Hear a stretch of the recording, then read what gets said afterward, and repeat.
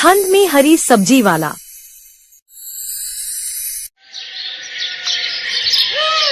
चंडीगढ़ शहर में जनवरी की कड़कड़ाती हुई ठंड पड़ रही थी। शहर के कोने पर बसी झुग्गी बस्ती में ठंडी हवा ऐसे चुभ रही थी जैसे बर्फ की सुइयां शरीर में उतर रही हो। उसी बस्ती में रहता था विकास, जो कि एक गरीब सब्जी वाला था। विकास की छोटी सी टिन की झोपड़ी के बाहर टूटा फूटा ठेला खड़ा था, जिस पर सुबह सुबह बेचने के लिए सब्जियां रखी जाती। अंदर उसकी पत्नी नीमा और दो छोटे बच्चे गुड्डू और पिंकी ठंड से कांपते हुए सिकुड़े पड़े थे। विकास, देखो न, पिंकी का बदन भी बिल्कुल ठंडा पड़ा है, कंबल अपना पुराना हो गया है, आज तो चूल्हा भी नहीं जला, घर में लकड़ी खत्म हो गई और खाने के लिए राशन भी नहीं। क्या करूं सीता, आज बाजार में सब्जी नहीं बिकी। लोग भी ठंड में घर से निकलना नहीं चाहते। कुछ दिन से तो कमाई ना के बराबर है। तभी गुड्डू रोते हुए बोले, बाबा मुझे भूख लगी है। कोई बात नहीं जी, घर में थोड़ी सी सब्जी तो है ना कच्ची, आज मैं उन्हीं को काट कर इनके लिए सलाद बना देती हूँ, कुछ तो पेट भरेगा। नीमा ने कुछ कच्ची सब्जियां उठाई और उनका सलाद बनाकर उसमें नमक डालकर खा लिया। उसे खाकर वो सब सो गए। फिर अगली सुबह धुंध से ढकी हुई थी, लेकिन सूरज का नामो निशान नहीं। विकास ठेला लेकर निकल पड़ा तो नीमा ने जाते हुए उससे कहा, विकास विकास, आज कुछ भी हो बच्चों के लिए थोड़ा आटा ले आना। कल भी जैसे तैसे उन्हें यही कच्ची सब्जियां खिलाकर सुला दिया था। हाँ जरूर लाऊंगा सीता, चाहे ठंड में जान ही क्यों न चली जाए, लेकिन अपने बच्चों को भूखा नहीं सुलाऊंगा। आज तो मैं आटा लेकर ही आऊंगा। ऐसा कहकर विकास काम पर चला गया। कुछ देर बाद वो मंडी पहुंचा। अब सब्जी मंडी में अफरा तफरी थी। बड़े बड़े व्यापारी अपने ट्रकों से सब्जी उतार रहे थे। विकास के पास तो वो बस 10 का नोट ही बचा था। मालिक, आज तो मेरी जेब में 10 रुपए ही है। अरे विकास, इतने पैसों में क्या ले जाएगा? आज तो टमाटर ही 50 रुपए किलो है, इतने में तो हरी मिर्च भी नहीं आएगी। साहब आज उधार दे दो, घर में मेरे बच्चे भूखे, कुछ कमाई होगी तो घर में आटा चावल ले आऊंगा। अरे हट, यहाँ भीख नहीं मिलती, समझा? चल अब जा यहाँ से, बाकियों को सब्जी ले जाने दे। हाँ, बेकार का टाइम खोटी कर रहे हो। अब विकास चुपचाप एक कोने में बैठ गया और उसकी आंखों से आंसू टपकने लगे। बेटा ले जा, मेरे पास थोड़ी सब्जी बची है, बेच लेना, जो बन पड़े दे देना। बाबा भगवान हो, आपने मेरी बहुत मदद की। अब विकास के चेहरे पर हल्की मुस्कान आ गई। फिर विकास सड़क के किनारे ठेला लगाकर आवाज लगाने लगा, आलू ले लो, गोभी ले लो, ताजी सब्जी। लेकिन लोग ठंड से बचने के लिए जल्दी जल्दी निकले जा रहे थे। अब कोई रुक ही नहीं रहा था। हे भगवान, तब से खड़ा हूँ लेकिन कोई खरीदने को तैयार ही नहीं। ऐसे ही उसे वहाँ ग्राहकों का इंतजार करते हुए सुबह से दिन हो गया। कुछ देर बाद एक अमीर महिला कार से उतरी। कितने का है आलू? मैडम 30 रुपए किलो। क्या, इतना महंगा? चलो ड्राइवर, आगे चलते हैं। अरे मैडम रुकिए, मैडम ऐसा मत कीजिए, मैडम कुछ तो लेकर जाइए। लेकिन उस औरत ने उसकी एक नहीं सुनी और वो कार में बैठकर चली गई। हे भगवान, ये कैसे दिन दिखा रहा है तो मुझे। अगर ऐसे ही चलता रहा तो मेरा परिवार तो भूखा ही रह जाएगा। विकास अब प्रभु का नाम लेकर लगातार अपनी प्रार्थना करता रहा। ऐसे ही दिन से दोपहर हो गई, लेकिन उसका कुछ खास नहीं बिका। अब दिन पर दिन ठंड बढ़ती जा रही थी और समय के साथ विकास के हाथ सुन्न हो गए थे। हे भगवान, अगर आज भी कुछ कमाई नहीं हुई तो घर में चूल्हा कैसे जलेगा? तभी सामने से एक पुलिस वाला आया। ए ठेले वाले, यहाँ खड़ा होने का लाइसेंस है क्या, जो तू इतनी चौड़ में यहाँ खड़े होकर सब्जियां बेच रहा है? लाइसेंस नहीं साहब, वो तो मेरे पास नहीं है। साहब गरीब आदमी हूँ, ठंड में बस 2 पैसे कमाने आया हूँ। तो जुर्माना भर, नहीं तो ठेला उठवा दूंगा। साहब पैसे तो नहीं है।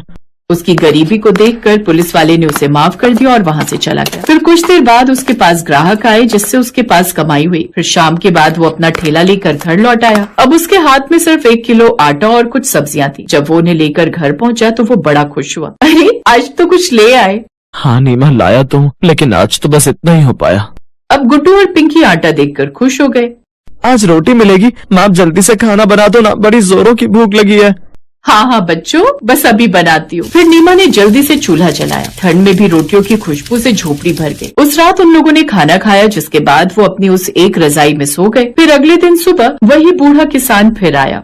विकास बेटा, आज ठंड और बढ़ेगी, लेकिन हिम्मत मत हारना। ये ले, ये मेरे खेत की सब्जियां हैं, तो इन्हीं में से कुछ सब्जियां कल बेच आना। देख ठंड बहुत ज्यादा है और मैं बूढ़ा भी, अब मंडी जाकर इन्हें बेचना मेरे बस की बात नहीं है, इसलिए तू ही इन सब्जियों को बाजार में बेच दिया कर, और जो थोड़ी बहुत तेरी कमाई होगी उसमें से कुछ मुझे दे देना। ठीक है बाबा, मैं बेच आऊंगा। चलिए अब आप भी हमारे साथ खाना खा लीजिए।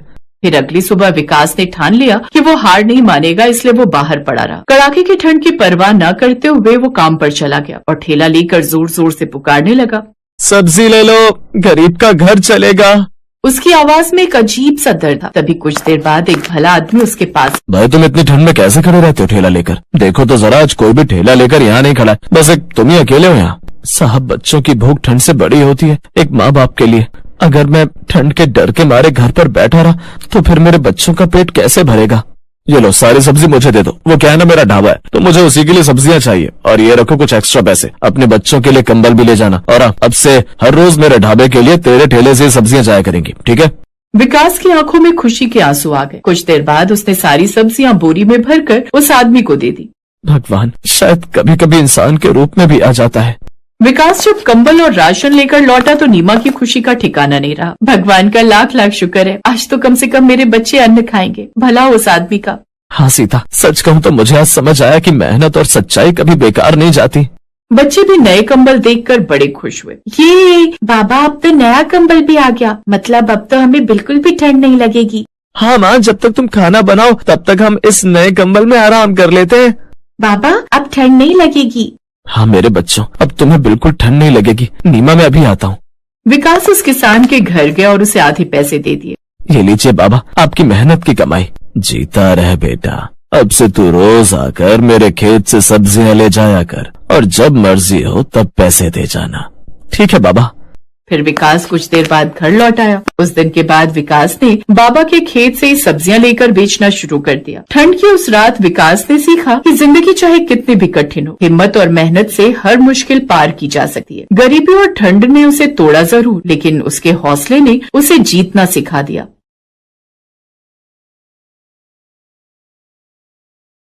गोमती ने देखा कि सुबह के 5 बज गए हैं। वो जल्दी जल्दी उठी और मंडी जाने के लिए तैयार हो गई।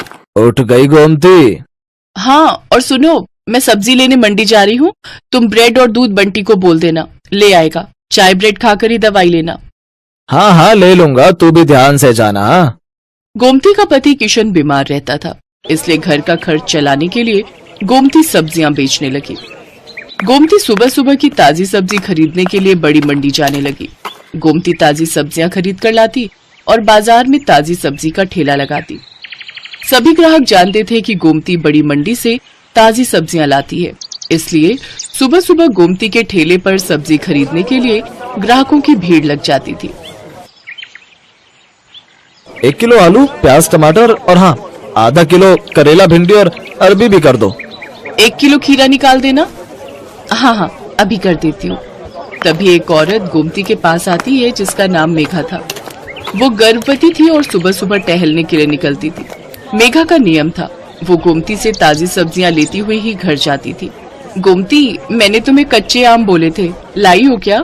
हाँ हाँ मेघा दीदी, आपके कच्चे आम मैंने पहले ही अलग ले लिए थे। ये देखो ताजे ताजे कच्चे आम। अरे वाह, इन कच्चे आमों को देखकर तो मेरे मुंह में पानी आ रहा है। वैसे कुछ भी कहो, सुबह सुबह की ताजी सब्जी की सुगंध ही अलग होती है, जो पूरे बाजार में सिर्फ तुम्हारे ठेले पर ही मिलती है। मुझे लगता है तुम बहुत मेहनत से सुबह सुबह बड़ी मंडी से ताजी सब्जियां लाती हो। कितने बजे उठ जाती हो गोमती? मेघा दीदी, रात को देर से सोती हूँ और आप तो जानती ही हो, बंटी के पापा की तबीयत ठीक नहीं रहती, पूरे घर का काम देखना होता है। फिर सुबह सुबह मंडी निकलती हूँ 5 बजे उठकर, उसके बाद घर जाना ही नहीं होता, सीधे यहीं आ जाती हूँ और ठेला तैयार करती हूँ। और कोई सब्जी चाहिए, दे दूं क्या? और आज आप अकेले आए हो? अक्सर तो आपके साथ अमर भैया होते हैं। हाँ, अमर को कुछ दिनों के लिए ऑफिस के काम से बाहर जाना पड़ा, आ जाएंगे बोल रहे हैं। वैसे मैंने माँ को बुला लिया है, अकेली होती हूँ ना घर पर तो मन ही नहीं लगता। एक काम करो, मैं तुम्हें सब्जियां बता देती हूँ, क्या तुम रोजाना मेरे घर पर ताजी सब्जियां दे जा सकती हो? अब चला नहीं जाता, पूरा टाइम है ना इसलिए। हाँ हाँ, आप चिंता मत करो मेघा दीदी, मैं रोजाना सुबह सुबह की ताजी सब्जी आपके घर पहुंचा दिया करूंगी। इस हालत में आप अपना ख्याल रखो और किसी भी चीज की जरूरत हो तो मुझे वो भी कह देना, मैं ला दिया करूंगी। मैं तो बड़ी मंडी जाती रहती हूँ। बहुत बहुत धन्यवाद गोमती, नहीं तो आजकल इतना कौन करता है। ठीक है, अब मैं चलती हूँ, ये मेरा फोन नंबर है, मैं तुम्हें सब्जियां बता दिया करूंगी, तुम पहुंचा दिया करना। ठीक है दीदी, इसमें अपना नंबर आप खुद ही डाल दो, मुझे डालना नहीं आता। हाँ हाँ लाओ। मेघा अपना नंबर गोमती के फोन में सेव कर देती है और उसका नंबर भी अपने फोन में ले लेती है। मेघा गोमती को फोन पर बता देती थी कि उसे सब्जी में क्या चाहिए। हेलो, हाँ मेघा दीदी, ठीक है, मैं अभी ठेले पर पहुंचूंगी ना तो पहले आपकी सब्जियां ही अलग करके दे जाऊंगी, उसके बाद ठेला लगा लूंगी। ठीक है गोमती। तुम्हारी ये सब्जी वाली बहुत अच्छी है, बेचारी रोजाना सुबह सबसे पहले तुम्हारी ही सब्जियां अलग करके दे जाती है।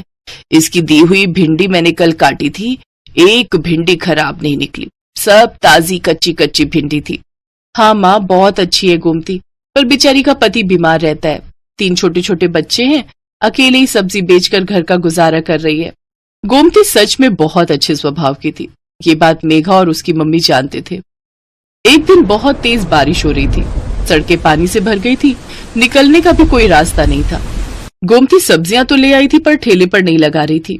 आज तो बारिश ने परेशान कर दिया, सोच रही हूँ ठेला रुक कर लगाऊं, सड़कों पर पानी भरा हुआ है, कोई सब्जी लेने नहीं आएगा, थोड़ी देर बाद ही लगाऊंगी। अभी सारी सब्जी की बोरियां यहीं साइड में रख देती हूँ। एक काम करती हूँ, मेघा दीदी ने कल कच्चे आम बोले थे और बाकी सब्जियां भी तब तक उन्हें दे आती हूँ। आज उनका फोन भी नहीं आया, उन्हें लगा होगा कि मैंने बारिश के चलते सब्जी नहीं लगाई होगी। बारिश का पानी भी थोड़ा उतर जाएगा, बोरियां यहीं ठेले पर बांध जाती हूँ। गोमती ने सब्जी की बोरियां ठेले पर बांध दी और ठेले को जंजीर से बांधकर वो सब्जियां देने के लिए मेघा के घर चली जाती है। पर वो देखती है कि मेघा की तबीयत बहुत खराब है और जिस डॉक्टर से उसका इलाज चल रहा है वो उसका फोन नहीं उठा रही है। अस्पताल में भी कोई फोन नहीं उठा रहा, जिस वजह से मेघा और उसकी मम्मी बहुत परेशान हो रहे थे। मम्मी, कोई भी फोन नहीं उठा रहा, मेरा दर्द बढ़ता जा रहा है, मुझे लग रहा है मेरा लेबर पेन स्टार्ट हो गया है। मुझे भी यही लग रहा है कि तुम्हारे बच्चे का दर्द शुरू हो गया है। एक तो बारिश में कोई कैब भी बुक नहीं हो रही। आंटी जी, आप चिंता मत करो, यहाँ थोड़ी दूरी पर ही मेरी जान पहचान वाले एक ऑटो वाले भैया रहते हैं, मैं अभी उन्हें लेकर आती हूँ। मुझे लगता है आज बारिश की वजह से वो काम पर नहीं गए होंगे। गोमती उस ऑटो वाले के घर जाती है जिसे वो जानती थी। बारिश की वजह से ऑटो वाला भैया आज काम पर नहीं गया था। गोमती के कहने पर वो अपना ऑटो निकाल लेता है। वो सब मेघा को अस्पताल ले जाते हैं। गोमती मेघा की मम्मी के साथ वहीं रहती है। बारिश भी अब रुक चुकी थी, पानी सड़कों से उतर गया था। मेघा के हस्बैंड को जब ये बात पता चलती है तो वो सीधा हॉस्पिटल ही आ जाता है। मेघा एक बेटी को जन्म देती है। थैंक यू गोमती, अगर आज तुम ना होती तो ना जाने कितनी परेशानी हो जाती। अमर, तुम्हें पता है गोमती ही ऑटो वाले भैया को लेकर आई थी। थैंक यू गोमती, तुमने आज हमारी बहुत मदद की है। इसमें थैंक यू की कोई बात नहीं है भैया, ये तो मेरा सौभाग्य है कि मैं मेघा दीदी की मदद कर सकी और मैं बहुत खुश हूँ कि मेघा दीदी ने इतनी प्यारी सी गुड़िया को जन्म दिया है। अब तो मैं मिठाई खाऊंगी। गोमती को ध्यान ही नहीं रहा, वो अपना ठेला और सब्जियां सुबह से छोड़कर आई हुई थी। सब सब्जी वाले बारिश की वजह से वहां से जा चुके थे। गोमती देखती है उसका ठेला और सब्जियां कोई चोरी करके ले गया।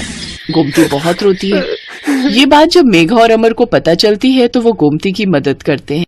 गोमती, हमारी अपनी दुकान कब से खाली पड़ी थी, अब तुम हमारी दुकान को अपनी सब्जी की दुकान बना लो।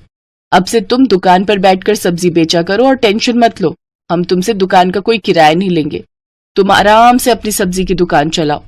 गोमती की आंखों में खुशी के आंसू आ जाते हैं। कुछ समय बाद गोमती का पति किशन भी ठीक हो जाता है। अब वो दोनों मिलकर मेहनत से सब्जी की दुकान चलाने लगे। दुकान बनने की वजह से गोमती के पास और भी ग्राहक बढ़ गए। सब जानते थे कि अगर सुबह सुबह की ताजी सब्जी कहीं मिल सकती है तो सिर्फ गोमती सब्जी वाली की दुकान पर। Best buddies.